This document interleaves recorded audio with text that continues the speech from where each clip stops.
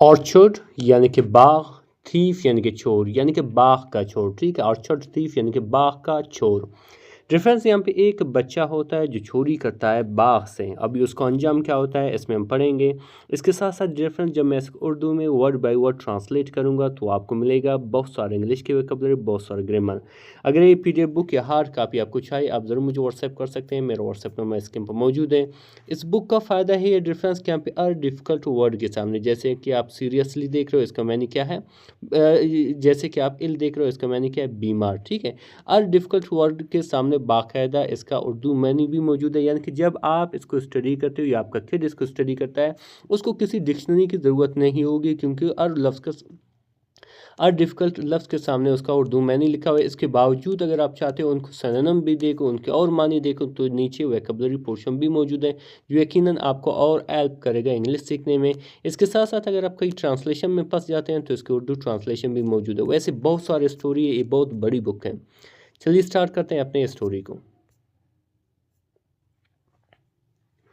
लिखा हो कि अ वास्ट, वास्ट कहते हैं बहुत बड़ी या वसी। अ वास्ट ऑर्चर्ड यानी कि बाग, ऑन द आउटस्किट्स यानी कि अतराफ में, ऑफ अ पीसफुल विलेज यानी कि पुरसकून विलेज के यानी कि गाँवों के, पुरअम गाँव के अतराफ में एक बहुत बड़ी बाग, फेमस यानी कि मशहूर था, फॉर इट्स स्वीट मैंगोज यानी कि अपने मीठे मैंगोज के लिए, आमों के लिए, फ्रेगरेंट ब्लॉसम्स यानी कि खुशबूदार, ठीक है, फ्रेगरेंट कहते हैं खुशबूदार, ब्लॉसम्स यानी कि फूलों के लिए, टावरिंग ब्रांचेस यानी कि बड़े बड़े शाखों के लिए, फर्टल सोइल यानी कि ज़रख़ेज़ ज़मीन के लिए, एंड अबडेंट हार्वेस्ट और बहुत ज़्यादा या काफ़ी, ठीक है, हार्वेस्ट के लिए यानी कि फसल के लिए।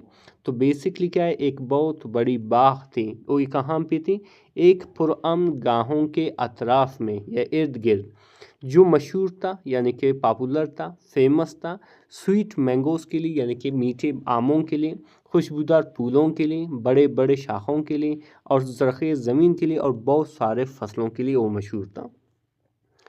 आगे लिखा हुआ डिफरेंस कि द ऑर्चर्ड यानी कि जो बाग था, बिलोंग्ड यानी कि ताल्लुक़ रखता था, टू एन एल्डरली गार्डनर यानी कि एक उम्र रसीदा, एल्डरली मतलब उम्र रसीदा या बूढ़े, गार्डनर यानी कि बागबान का नेम्ड अमीद यानी कि जिसका नाम हमीद था, यानी कि ये जो बाग था ये अमीद नामी एक उम्र रसीदा बागबान की थी। फिर आगे लिखा हुआ डिफरेंस कि थ्रू ईयर्स ऑफ डेडिकेशन यानी कि सालों के मेहनत से या सालों की लगन से, परसिवरेंस यानी कि इस्तिकामत से, केयरफुल कल्टिवेशन यानी कि मोहतात काश्तकारी से, एंड अनवेवरिंग पेशेंस और मजबूत सब्र से, ई एड ट्रांसफॉर्म्ड यानी कि वो बदल चुका था, द लैंड यानी कि ज़मीन को, खेत को, इन टू अ पैराडाइज यानी कि एक जन्नत में, यानी कि इन चीज़ों के ज़रिए यानी कि सालों की मेहनत से, लगन से, इस्तिकामत से और बड़ी देखभाल से और मजबूत सब्र से उसने क्या किया था, इस ज़मीन को पैराडाइज में तब्दील कर चुका था।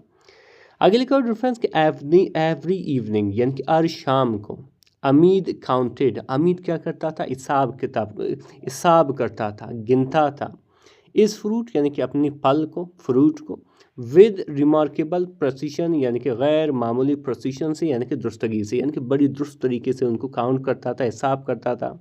येट यानी कि फिर भी, ई नोटिस्ड यानी कि उसने देखा, नोटिस किया, दैट के सेवरल राइप मैंगोज यानी कि कई पकी हुई जो मैंगोज हैं यानी कि आम है, मिस्टीरियसली वैनिश्ड यानी कि पुरअसरार तरीके से, मिस्टीरियसली मतलब पुरअसरार तरीके से, वैनिश्ड यानी कि गैब थे, बिफोर सनराइज यानी कि तुलुई आफताब से पहले। तो क्या हुआ डिफरेंस, आगे लिखा हुआ कि instead of making careless acquisition यानी कि बजाय, इंस्टेड ऑफ मतलब बजाय, मेकिंग केयरलेस एक्विजिशन यानी कि गाफिल इल्ज़ामात के बजाय, यानी कि गलत इल्ज़ामात के बजाय, इक्वाइटली यानी कि ओ खामोशी से, बिगेन यानी कि शुरू किया, आ केयरफुल इन्वेस्टिगेशन एक मोहतात इन्वेस्टिगेशन शुरू किया, तहकीक शुरू किया, ई एग्जामिन्ड यानी कि उसने जायज़ा लिया, टाइनी फुटप्रिंट्स यानी कि छोटे छोटे कदमों के निशानात को देखे, ब्रोकन ट्विग्स यानी कि टूटी हुई टहनियों को देखा, एंड डिस्टर्ब्ड लीव्स और बिखरे हुए पत्तों को देखा, beneath द ट्रीज यानी कि दरख्तों के नीचे। तो बेसिकली क्या हुआ कि जब तो बेसिकली क्या हुआ कि बजाय इल्ज़ामात के, एक्विजिशन कहते हैं इल्ज़ामात को, तो उसने क्या किया, खामोशी से इन्वेस्टिगेशन यानी कि तहकीक करना शुरू कर दिया। तो फिर उसने जायज़ा लिया, देखा छोटे छोटे कदमों के निशान, टूटे हुए टहनियाँ और बिखरे हुए पत्ते देखे। कहाँ पे? दरख्त के नीचे। आगे लिखा रेफरेंस का वन मून लेट नाइट यानी कि एक चांदनी रात को। अमीद कंसील्ड यानी कि अमीद ने क्या किया, छुपाया। कंसील्ड मतलब छुपाना। इमसेल्फ यानी कि अपने आप को। बिहाइंड अ डेंस एज यानी कि एक घने बाड़ के पीछे। आवर्स लेटर्स यानी कि कई घंटों बाद यानी कि घंटों बाद। अ यंग बॉय यानी कि एक नौजवान लड़का। काशजली यानी कि बड़ी मोहतात तरीके से, बड़ी एहतियात से। क्लाइंब यानी कि चढ़ गया। ओवर द वुडन फेंस यानी कि लकड़ी से बने हुए बाड़ के ऊपर। कैरिंग उठाते हुए यानी कि अपने साथ ले आते हुए। अवॉन यानी कि एक पुराना, एक टूटा हुआ। बास्केट यानी कि टोकरी। तो बेसिकली वो छुपा हुआ था, अपने आप को कंसील किया होता है एक बाड़ के पीछे। कई घंटे के बाद क्या हुआ कि एक नौजवान लड़का बड़ी मोहतात तरीके से, बड़ी चुपके से क्या कर रहा था, बाड़ के ऊपर चढ़ रहा था और उसके पास एक टोकरी भी थी। ठीक है, आगे लिखा हुआ डिफरेंस कि द फ्राइटन्ड बॉय यानी कि जो डरा हुआ। फ्राइटन्ड मतलब डरा हुआ जो लड़का था। साइलेंटली यानी कि खामोशी से। फिल्ड यानी कि भर दिया। इस बास्केट यानी कि अपनी टोकरी को। विद मैंगोज यानी कि आमों से। इज ट्रेम्बलिंग एंड्स यानी कि उसकी कामती हुई। ट्रेम्बलिंग मतलब कामती हुई, लरसती हुई जो एंड्स थे यानी कि आद थे। एंशियस एक्सप्रेशन और जो बेचैन जो तासुरात थे, चेहरे के तासुरात थे। एंड एजिटेंट मूवमेंट और जो हिचकिचाहट वाली जो हरकत थे। रिवील्ड यानी कि इंकिशाफ किया, दिखाया। फियर यानी कि डर को, खौफ को। रेदर दैन ग्रीड यानी कि ग्रीड के बजाय यानी कि लालच के बजाय, यानी कि ये जो तासुरात थे, उसकी लड़ती हुई आते थे, ठीक है, ये सारे एक चीज़ दिख रहा था कि उसमें क्या था, खौफ थी, दहशत थी, बजाय लालच की। आगे लिखा डिफरेंस कि अमीद स्टेप्ड फॉरवर्ड यानी कि अमीद आगे बढ़ा। जेंटली यानी कि शाइस्तगी से। इंस्टेड ऑफ शाउटिंग यानी कि चिल्लाने के बजाय, यानी कि मालिक था, उसने क्या किया, बजाय चिल्लाने के वो आगे बढ़ा शाइस्तगी से। द स्टार्टल्ड बॉय यानी कि जो हैरान ज़दा जो लड़का था। ड्रॉप्ड यानी कि गिरा दिया।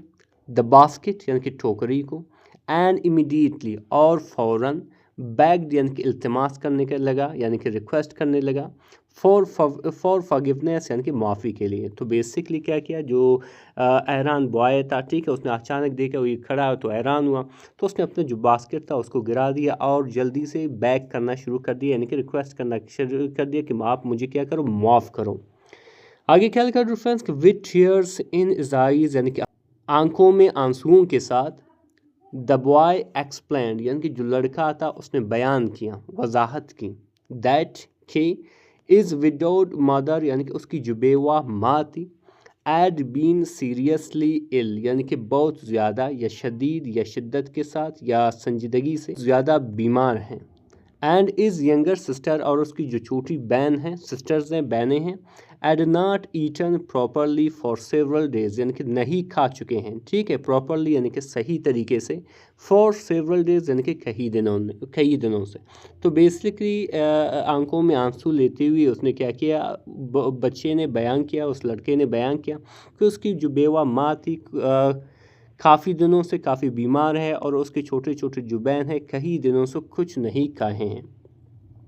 तो आगे क्या लिखा रेफरेंस, आगे लिखा कि अमीद लिसनड यानी कि अमीद ने सुना। विद डीप कंपैशन यानी कि गहरी कंपैशन के साथ, यानी कि हमदर्दी के साथ। रेदर देन एंगर बजाय गुस्से के।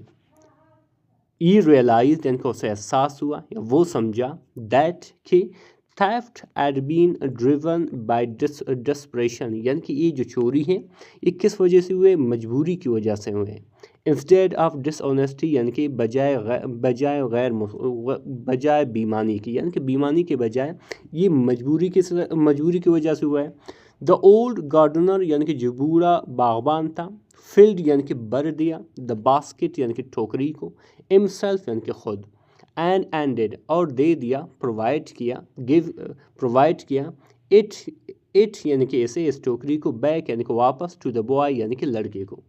दैन यानी कि फिर, ई इन्वाइटेड यानी कि उसने उसे बुला लिया, उस बच्चे को बुला लिया, मदऊ किया, एम यानी कि उसे, टू रिटर्न कि वो वापस आए, द फॉलोइंग मॉर्निंग यानी कि अगली सुबह को, यानी कि उसने कहा कि आप इनको ले जाओ लेकिन अगली सुबह आपको क्या करना होगा, आपको वापस आना पड़ेगा।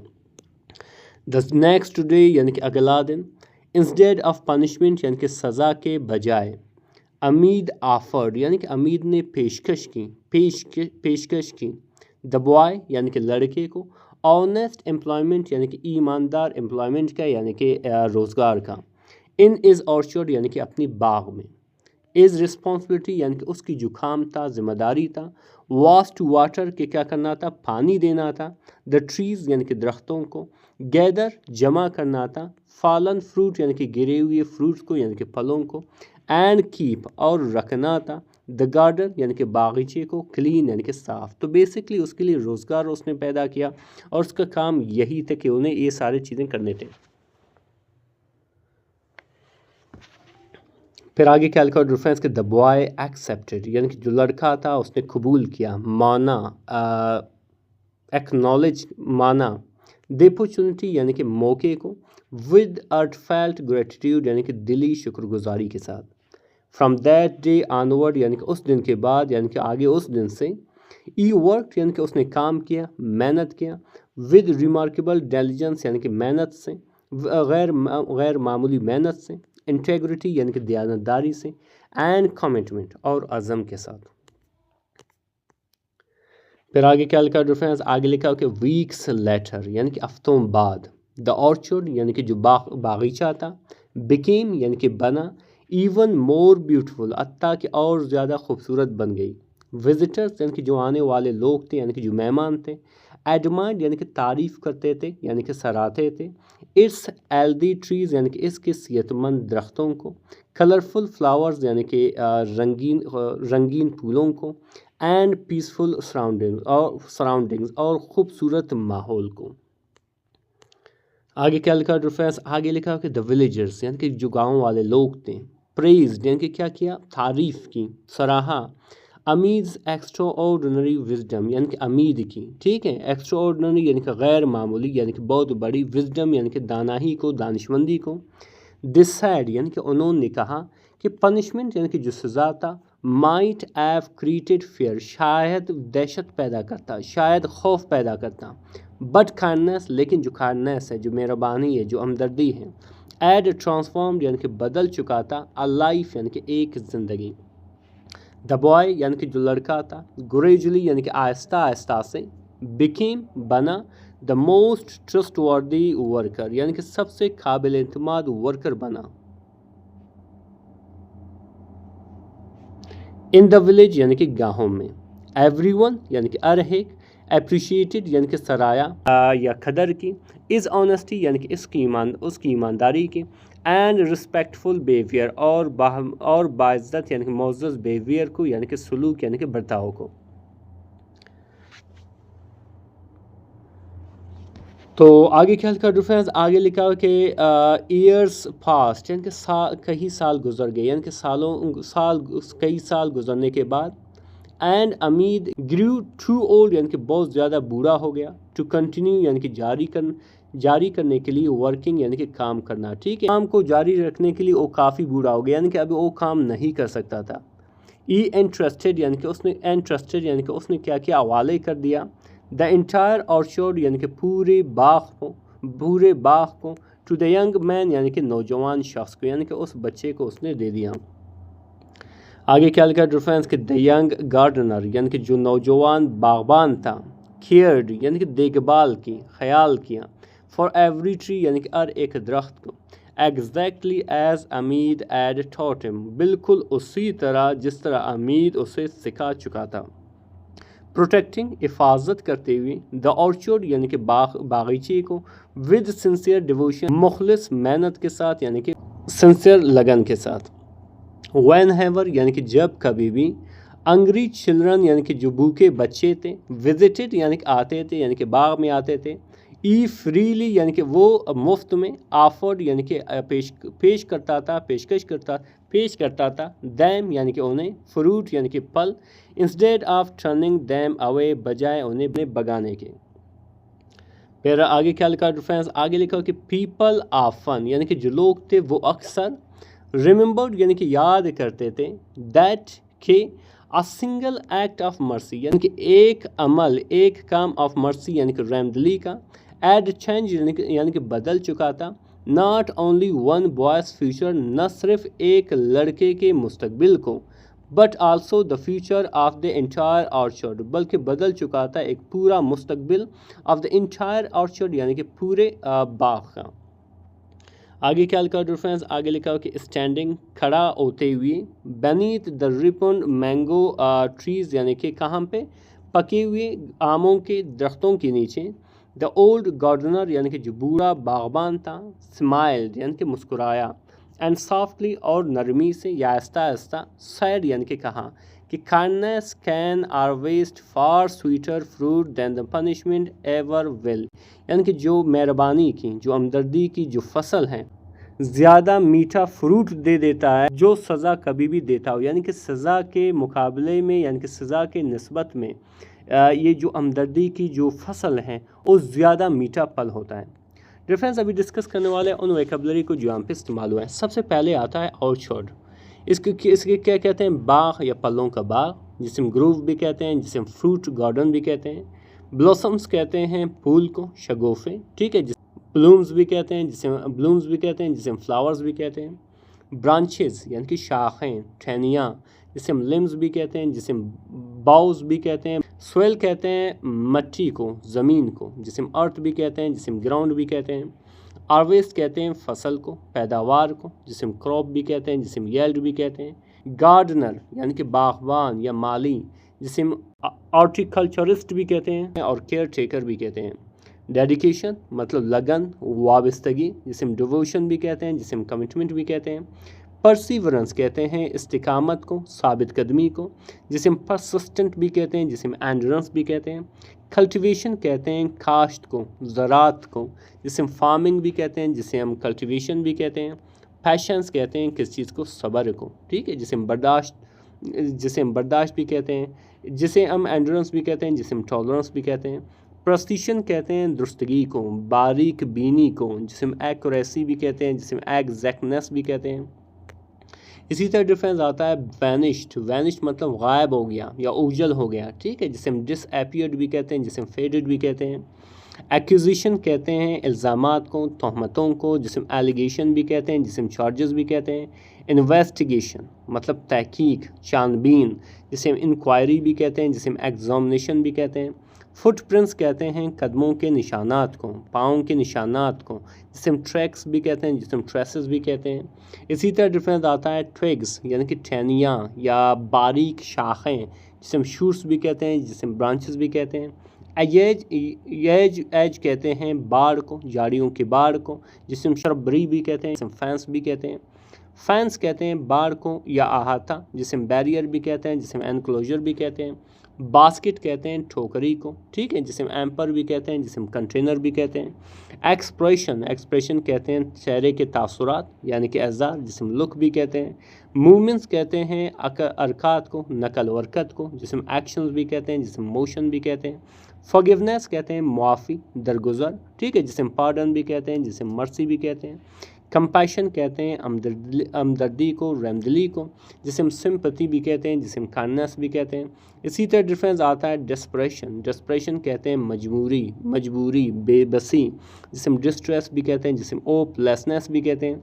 एम्प्लॉयमेंट कहते हैं रोज़गार, मुलाजमत, जिसे हम ऑक्यूपेशन भी कहते हैं, जिसे हम जॉब भी कहते हैं। ग्रेटिट्यूड कहते हैं शुक्रगुजारी, एहसानमंदी, जिसे हम थैंकफुलनेस भी कहते हैं, जिसे अप्रिसिएशन भी कहते हैं।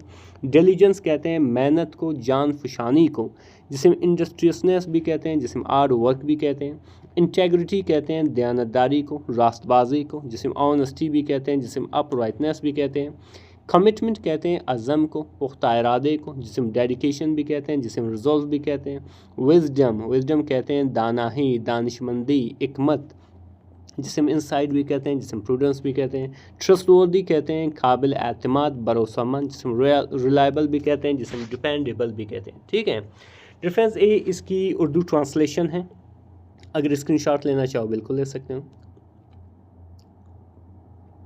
डियर फ्रेंड्स, ये एक बहुत बड़ी बुक है जिसमें बहुत सारे स्टोरी है, जिसमें इस्लामिक स्टोरी भी हैं, जिसमें पाकिस्तान और इंडियन जो हिस्ट्री है वो भी मौजूद है, जिसमें बहुत सारे मोटिवेशनल स्टोरी भी मौजूद है, जो बहुत सारे कॉमेडी यानी कि फ़नी स्टोरी भी मौजूद हैं। और इस सब का यानी कि इस बुक का सबसे बड़ा जो फ़ायदा है कि इसको इस तरह लिखा गया है कि आप कहीं भी बैठकर, आप या आपके किड इसको पढ़ भी सकता है, उसको अंडरस्टैंड भी कर सकता है, और उनके वोकैबुलरी बढ़ेंगे भी, और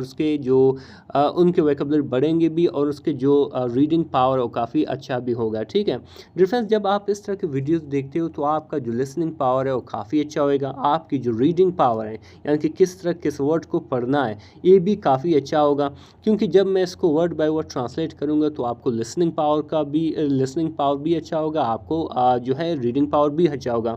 इसके साथ साथ आपको मिलेंगे बहुत सारे इंग्लिश के वोकैबुलरी, बहुत सारे ग्रामर, और सबसे बेस्ट चीज़ आपको ट्रांसलेशन के टेक्निक्स भी मिलेंगे कि किस तरह चीज़ों को ट्रांसलेट करना है, ये भी आपको आएगा। ठीक है डियर फ्रेंड्स, अगर आप चाहते हो हमारी क्लासेस को ज्वाइन करना, आप ज़रूर ज्वाइन कर सकते हैं। इसके लिए आपको यूट्यूब के डिस्क्रिप्शन में जाना होगा और वहाँ से हमारी लिंक मौजूद है व्हाट्सएप का, आप वहाँ से हमें ज्वाइन कर सकते हैं, और जब क्लासेस शुरू होंगे आपको वहीं पे मालूमात मिलेगा। इसके साथ साथ डियर फ्रेंड्स, अगर ये PDF बुक या हार्ड कापी आपको चाहिए आप ज़रूर व्हाट्सएप कर सकते हैं, व्हाट्सएप नंबर स्क्रीन पर मौजूद है। अगर ये वीडियो आपको अच्छा लगा आप ज़रूर लाइक करें, शेयर करें, कमेंट करें। मिलते हैं इंशाल्लाह अगली वीडियो में। अल्लाह हाफिज़।